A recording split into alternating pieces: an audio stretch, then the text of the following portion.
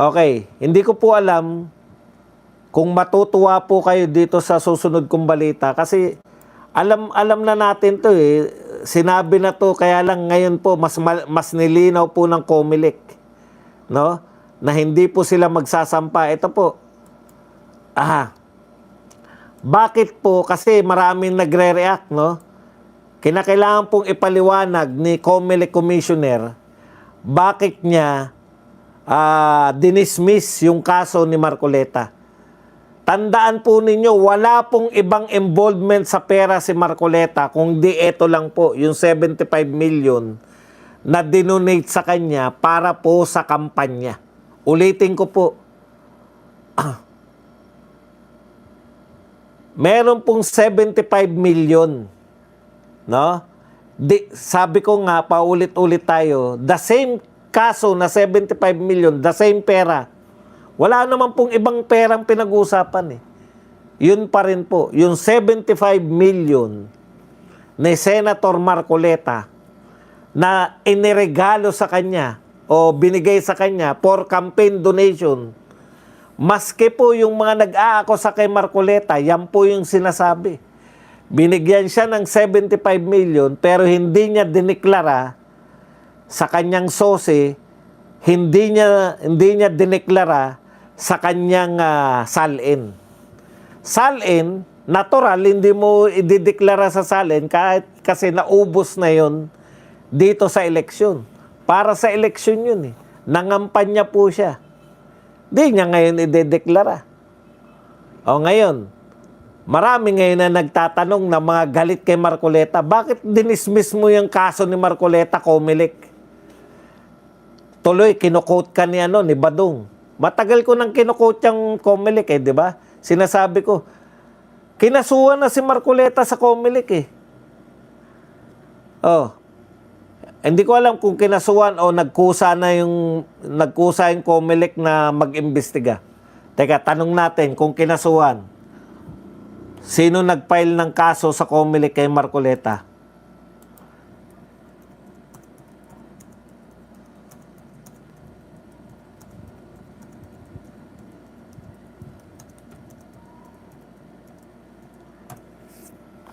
Alam natin, yung kaso niyang plunder, ombudsman po nagkaso. Okay. Ang reklamo ay may kinalaman. Maganda po to. Ay, 2,100 na tayo. 620 lang po nagla-likes. Mag-likes po kayo. Ang kasong inihain laban kay Senator Rodante Marcoleta sa Commission on Election ay isinampa ng Election Watchdog Group na Kontradaya. O yun, may nagsampa po, Kontradaya. No? Ito po sila Danilo Araw. Yan, at iba pa. Okay. Si Attorney Dino De Leon. O yung nagsampa rin ng kaso kay BP Sara. At Alex Lacson. Yan. Bukod dito, may hiwalay ding aksyon ng mismong COMELEC, motu proprio. Kusa nilang inimbestigahan. Yan. Nag-imbestiga po motu proprio. Ibig sabihin kusa. Yung contribution, yung hindi po niya pagdedeklara.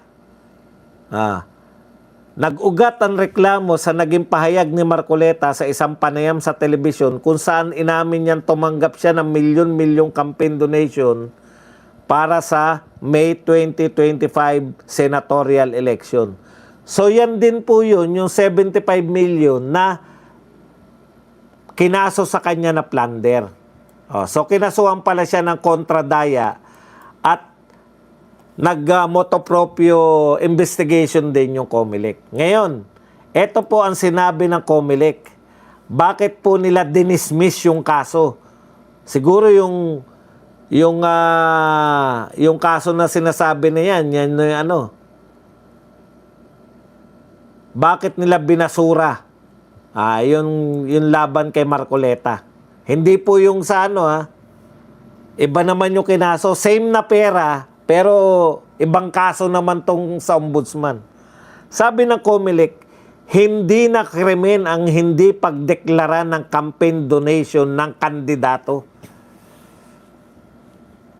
Na-imagine nyo po, hindi na po krimen. Dati krimen. Hindi na po siya krimen. Oh, paliwanag natin, pwede ba yun, Badong? Maging hindi na krimen yung dating krimen? Opo. Parang noong araw, bago tong kaso ni Kiko, bago yung law ni Kiko, wala pa yung juvenile law. Yung namaril na 14 anyos tsaka 15 anyos, kulong yan.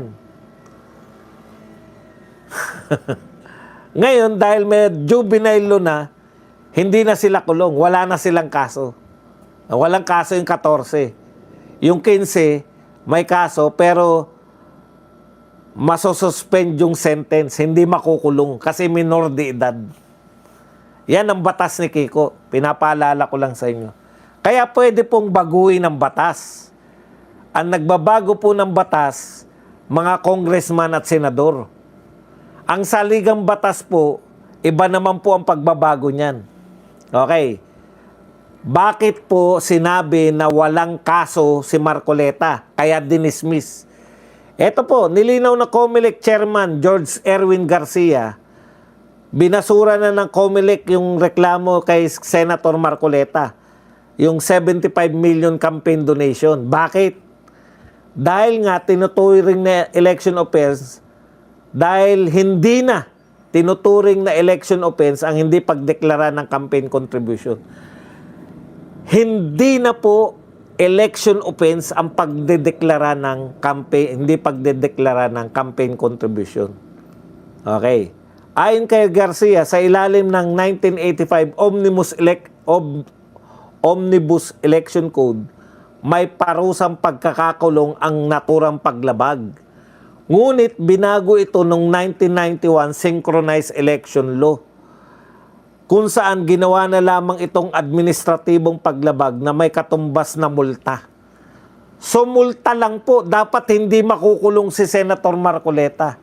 Pero iba po yung kinaso nila eh. Same na kaso, same na perang involved, kinasuhan siya ng plunder ng ombudsman.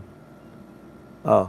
Ang linaw po. Ito po, under the 1985 Omnibus Code, punishable yun. However, in 1991, decriminalize ang non-filing or non-reporting of donors.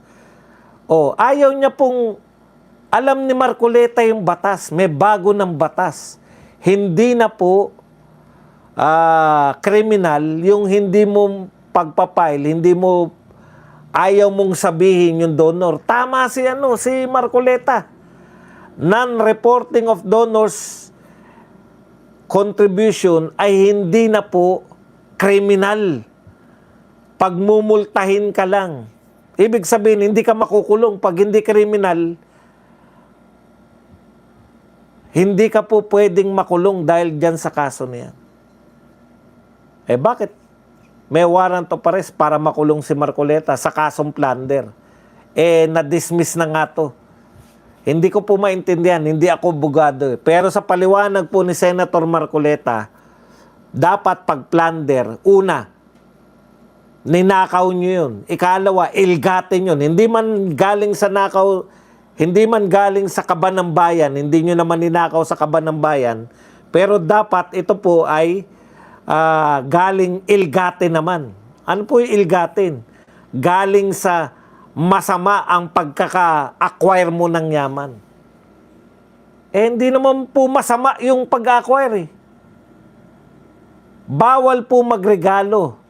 Tama, bawal regaluhan ng isang public official. Bakit? Kasi ang public official, pag niregaluhan mo, bibigyan ka ng pabor. Maliban na lamang kung yung binigay mong salapi ay gagamitin sa eleksyon o campaign donation.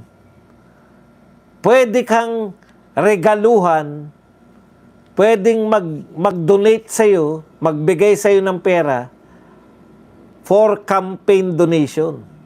So kung campaign donation yan, wala kang nilalabag na batas. May nilalabag ka na batas kung hindi ka naman tatakbo, congressman ka, tumanggap ka ng regalo.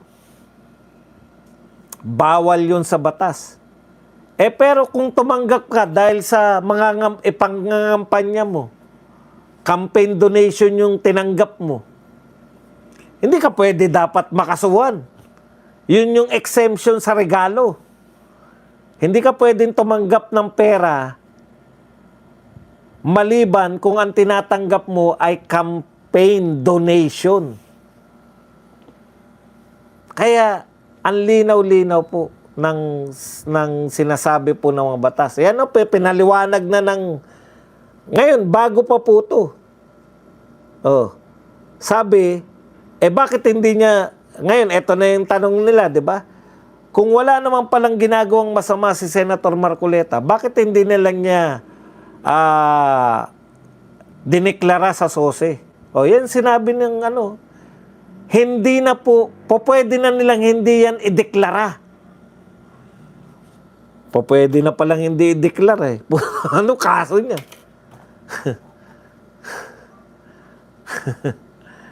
Kaya, hindi ko po maintindihan kung paano po titignan niya na Sandigan Bayan. Paano magiging plunder yan. O, kaya, bad news at good news po, depende. Kung tinitignan yung good news yun. Bahala na po kayo. Suportahan na lang natin. Pagdasal natin si Senator Marcoleta dahil sa kanyang sakit na matagalan niya at pagdasal din natin na makalahok siya.